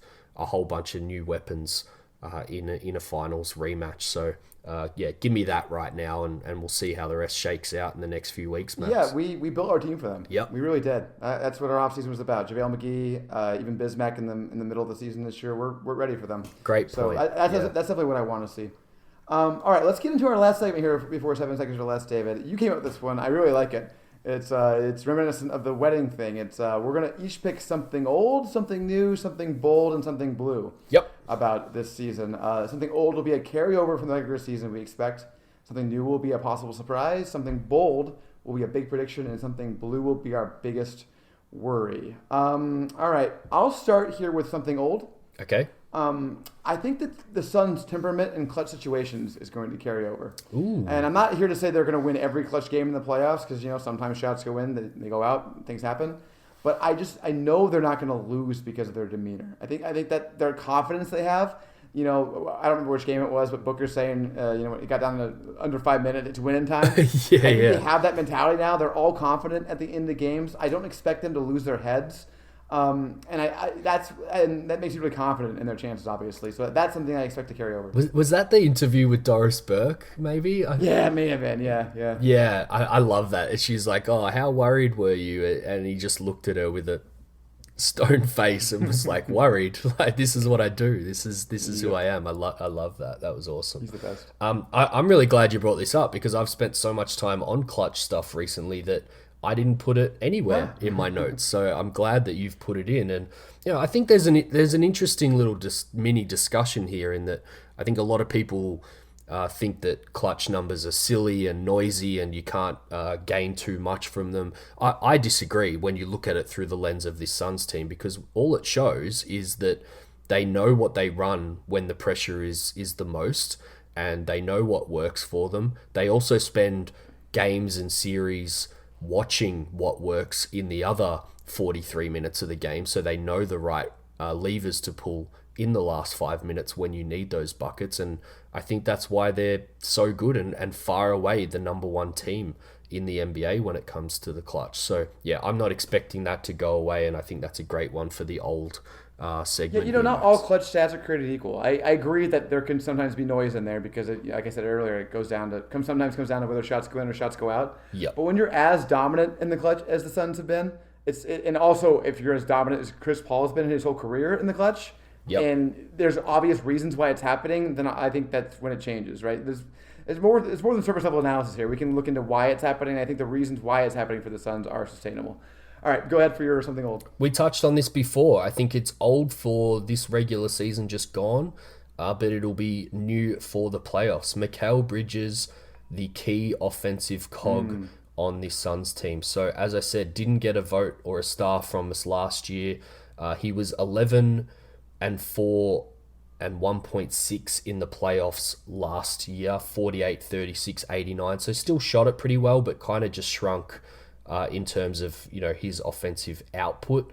This season, he is 14, 4.3, and 2.1 assists.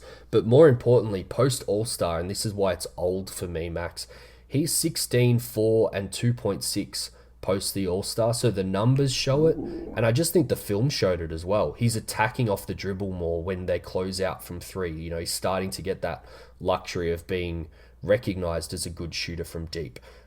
They're running him through a lot of Devin Booker's sets, which is a clear, pre-preparation that if a Herb Jones or someone is just completely denying Devin Booker the ball, that they can run a guy like Mikal Bridges through other stuff. As you said, that midi rest, in the paint, he's 73% at the rim and 60% the rest of the paint. So that shot you described before where, he can't be blocked when he kind of rises up over guys when he's attacked off the dribble. I just think that it's time. I think it's coming. I think he's ready for it. And I think that there's going to be a lot of games and a lot of series where he's the third guy. And I think it would be old because, this is why I watch as much basketball as I do and as much film as I do. I think they've been preparing for this all through the regular season, and it's going to carry over, Max. Yeah, I'm very happy this is something that can be placed into something old category. It's nice, Yes. nice that we've been able to see it. All right, so I'll go to my something new. This will be short because we already touched on it a ton. I referred to it earlier. We're going to see a lot of small ball that we haven't seen all season long. Yep. So because of the Utah and the Golden State matchups, especially, I think, and we talked about Pelicans too. It's going to be new. It's going to be interesting. I think the Suns have done a little bit of it. They do the 3-guard lineup sometimes, but we're going to see a lot more of it, I think.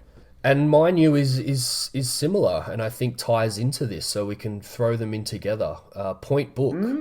I think I alluded to holding something for later when we were talking about how they were going to scheme for Chris Paul getting all the attention. And I think that Point Book is something that we're going to see a lot of. We didn't get to stagger as much as I think they probably would have planned to because of injuries to Chris Paul and Devin Booker last playoffs. I think it's going to be the secret weapon. I think sometimes it might be with CP3, as I said, when he's getting too much attention and they instead let Booker bring the ball up more. And I think it might be a second unit type lineup without Chris Paul as well. But I've put it in the new section, but there were 11 games where Chris Paul missed with that thumb injury. Devin Booker averaged 28 points, 7 assists, and only 2.8 turnovers, Max. So his assists went up by about 2.5, while his turnovers basically didn't change at all. He shot 52% from the field, 40 from 3, and 90% from the free throw line in those 11 games. So I think that, as I said, it may not be that CP3's benched. It's just more on the ball time for Devin Booker. And let me throw the question to you. In the lineups where Chris Paul isn't out there, what's now the best Point Book lineup?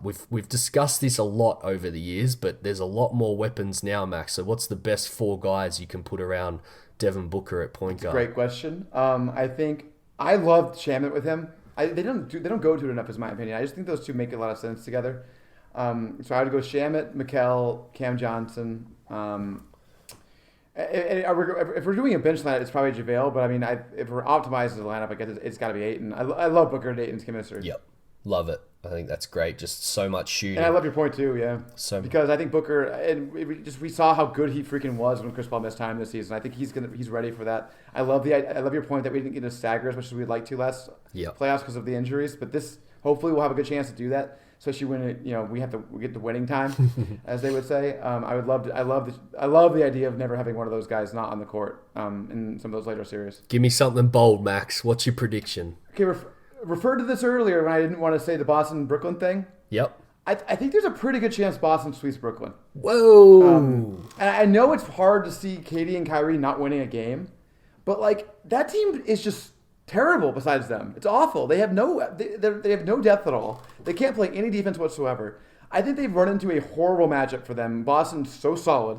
If they had Robert Williams, I would think this was even that bold. If they had Robert Williams. With Robert Williams out, it's a little more bold, but man, I just see Boston completely clamping down on them with their league best defense. And the way they can score now, the way Tatum's emerged, I don't think they're gonna have any problem scoring with Brooklyn, who again can't defend them. Also, the other thing I could say too, I think KD and Kyrie might see the writing on the wall pretty early that we're just not going to win this series and maybe not go all out. Especially Kyrie. Especially Kyrie. Yeah, he may just decide he's going to be a hermit in Malaysia or something halfway through the series. Who knows? But I think Boston. Maybe they won't sweep them, but I don't think it'll be an easy series. Or I think it will be an easy series. Yeah, I mean, you can hone in on those guys just because how little there is behind them.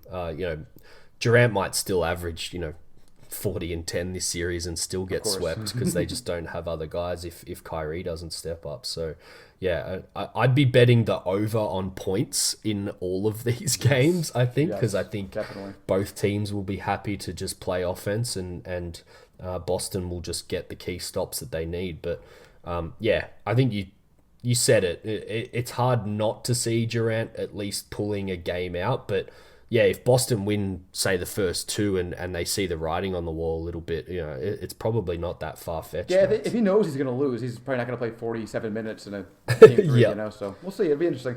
All right, what's your something bold? This is pretty bold for me. Cam Johnson will start a game over Jay Crowder during the playoffs. Wow, I am surprised because we always talk about how the closing makes sense, but not the starting, so explain. I'm not sure when it'll be, and I'll throw a question at you for you to get ready to prepare for on which series it might be here in a second. But I just think there's going to be a key game or a key series where they just decide to go all out offense. We know Jay can, we know everything that Jay brings, the intangible stuff, but we also know that he can, go a little sparse from three occasionally. And I think just what we saw during the regular season with the spacing that Cam brings, almost, pretty much the best shooter in the NBA this year. He's able to now attack off closeouts as well. And I think he's got, weirdly, for all the negatives that were talked about during his draft year, he brings much needed athleticism to this Suns team that they don't have a lot of. And I just think that there's going to be a time where Monty is not going to want to do it. Maybe their backs are up against the wall a little bit.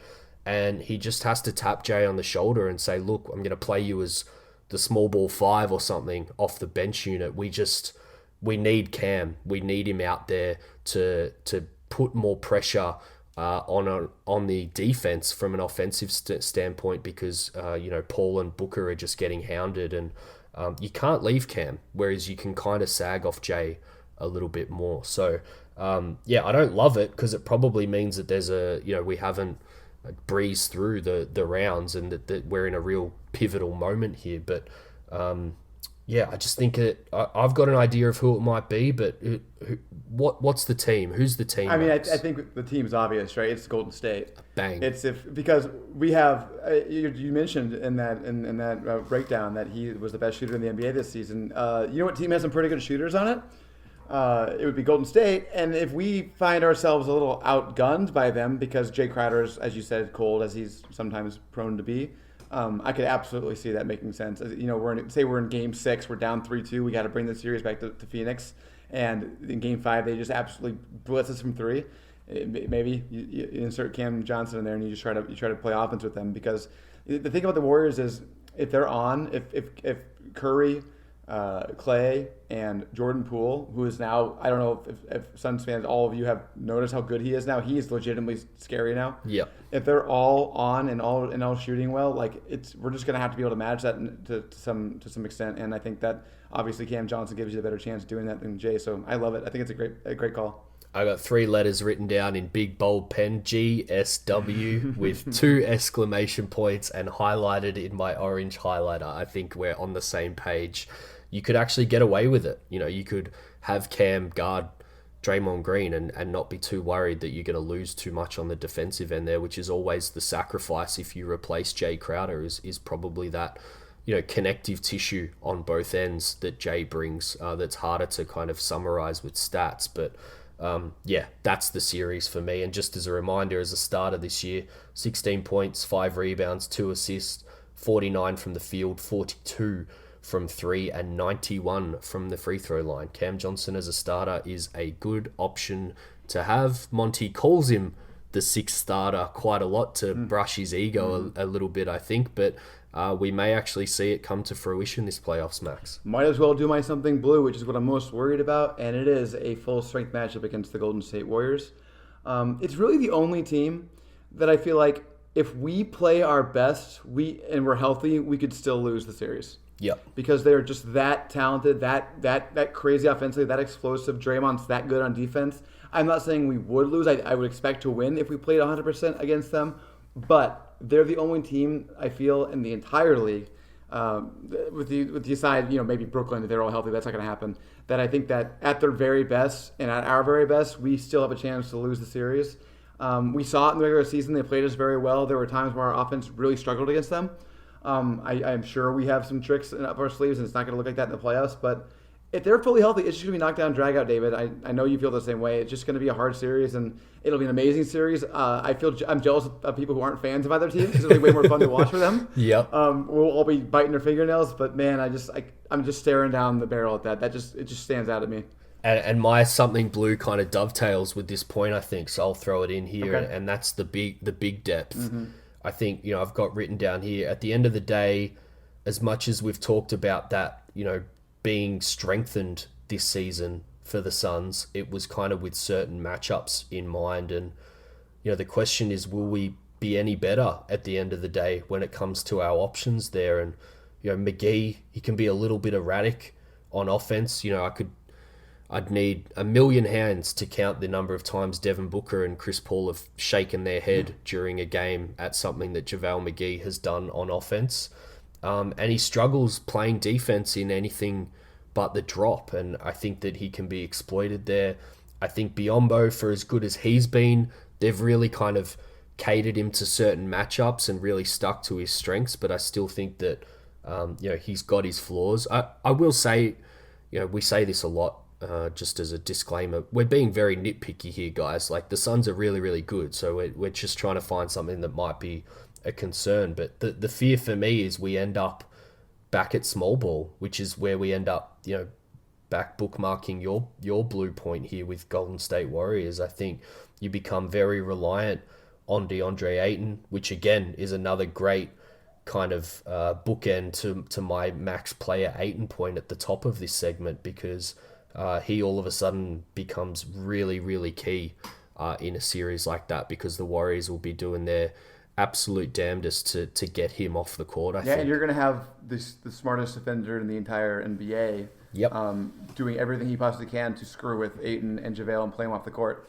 And it's going to be really incumbent on those guys to be able to handle that. It's going to be really interesting. I think, again, that series is so fascinating from a neutral perspective that it's going to be hard as a fan to watch. But man, that's going to be a fun one. It feels like a 7-gamer almost no matter what. It's going to be hard to enjoy these first couple of rounds and not fast forward towards that in your mind really quickly. So I think we're, like always, we're in lockstep on that one of already kind of casting our attention to later in the playoffs here, Max. All right, should we get to 7 seconds or less then?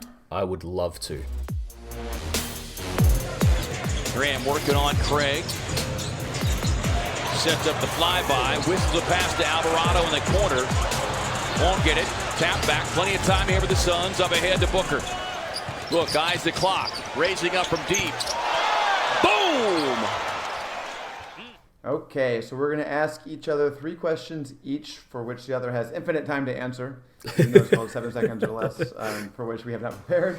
I'll start. I'll ask you one here. So, assuming we beat New Orleans, you can take one player from their roster not named CJ McCollum or Brandon Ingram to have in the Suns for the rest of the playoff run. Who do you take? Herb Jones. I have that written down. Yeah. It'd be nice to have his stopper ability, wouldn't it?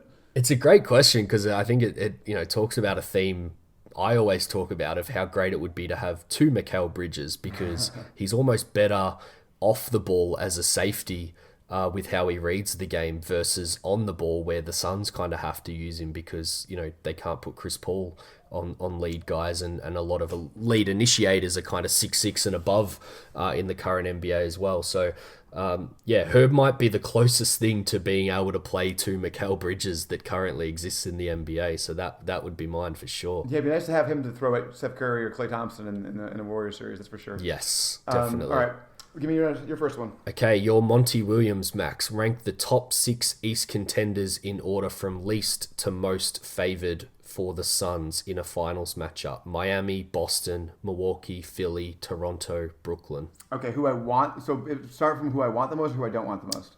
Any order, whichever way you want to go. Who I want the most. I would most want to play Toronto. Yep. No star talent. Then probably it's hard because you always have to remember that if you're assuming they're in the finals already, that means they played well to get there, right? Exactly. So Philly becomes less enticing. I think then I would say Miami next then. Yep. In this scenario. Probably Boston next, and then Brooklyn's still involved in this, right? So if they get there, okay. So I would say then probably Milwaukee. Yep. Then probably Philly, and then probably Brooklyn, which may surprise people that it's that order. But again, it's really relying on that factor that if they got there, Brooklyn and Philly are terrifying. I think we talked about this last time. It's always a hard mental exercise. You know, you don't expect Philly and Brooklyn to be there by this stage, but if they are, it probably means they've answered some of the questions, and all of a sudden you're a lot more worried about them. The variance with those teams, I guess, is the point versus, say, a Boston or a Miami, which you kind of know what to expect from those teams, I think. Yep, totally. So I'll go to my next one. It's very similar. It's just the other side of that kind of. Who do you think is going to win the East? Ooh. I'm just so much a continuity guy, I think. I think being out of touch from the playoffs for so long, it really came home again for me watching last year. And I just think that whilst everyone talks about, star level talent being the thing that gets you there, I just think at the moment with some of the other variables like injuries and COVID and things, I think it's continuity. So I would put my money on the Bucks right now, Max. I said the same thing. The only thing that gave me pause is that Boston would have the home court advantage in that series in the semis, but still, we saw what Giannis did to us last year. How do you not give him the nod? Yeah. All right, this time you are James Jones, Max. You've been told that it's either Ayton or Cam Johnson long term. So are you going with Book, Ayton, and Mikal as your trio? Or I'll give you a little bit more flexibility here. You've got Book, Cam, Mikal, and maybe a little bit more room to add some pieces around those guys. This is such a mean question, first of all, I just want to say. You're going to get in trouble. I think what it comes down to for me is it's the money difference. I don't think Cam Johnson's going to require a max contract. I think he'll be expensive. Yeah.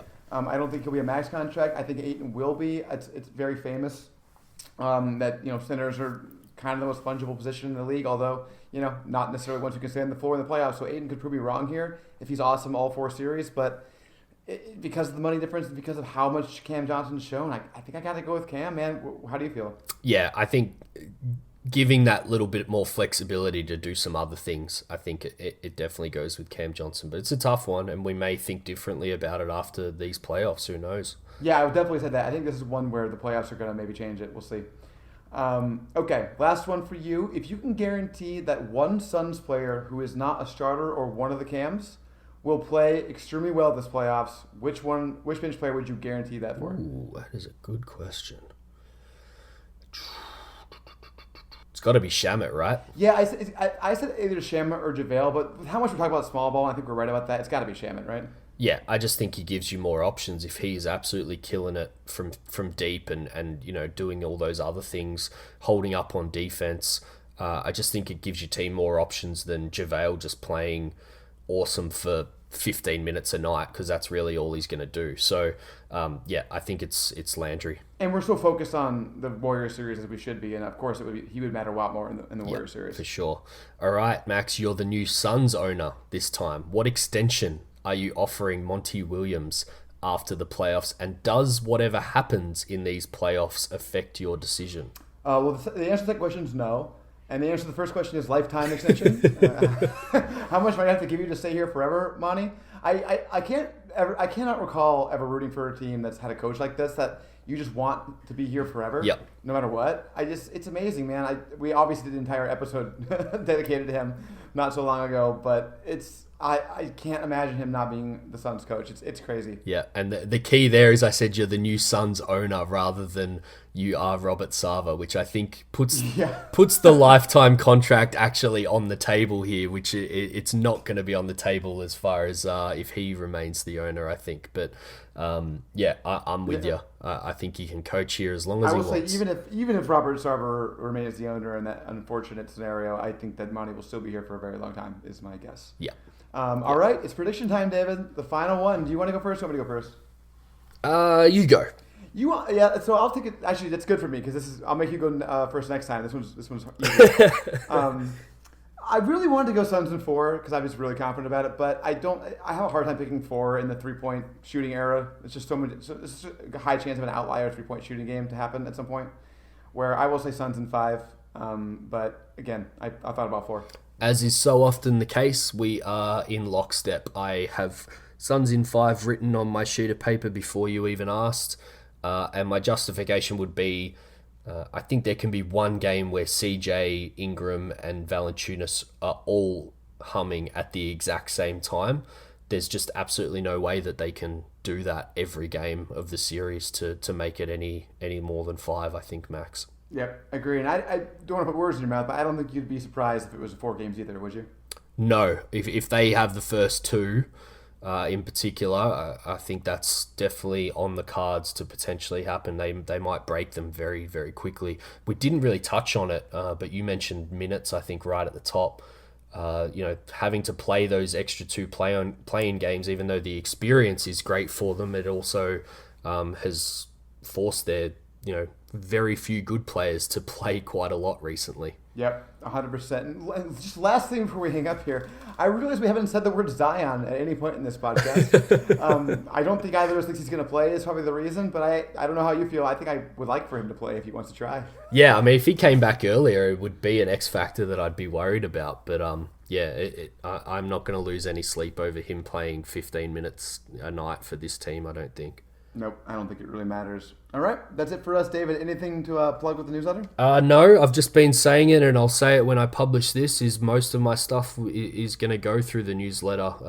Substack have given me a few more things that I can do around videos and stuff. So rather than it being on Twitter, I'm going to put most of the stuff through that, including what I hope is a minimum of 3 more of these podcasts max as we go through. So I'm really excited to keep doing these. It was a lot of fun last year, and I think people really enjoy them, Max. So thanks for coming back with me. Thank you as well, and thanks for joining us. You will next hear from us unless the unthinkable happens, the Suns team plane crashes or Armageddon or something, and we don't win this series.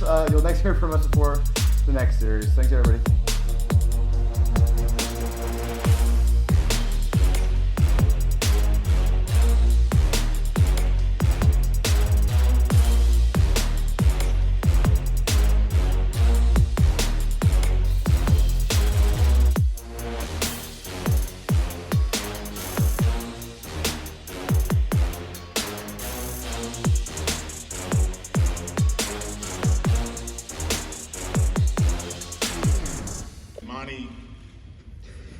To me, when he heard that I had an opportunity to go interview with New Orleans, not only did he make me go, but he just kind of walked me through the steps, and he was so just diligent in his processes of helping me along the way.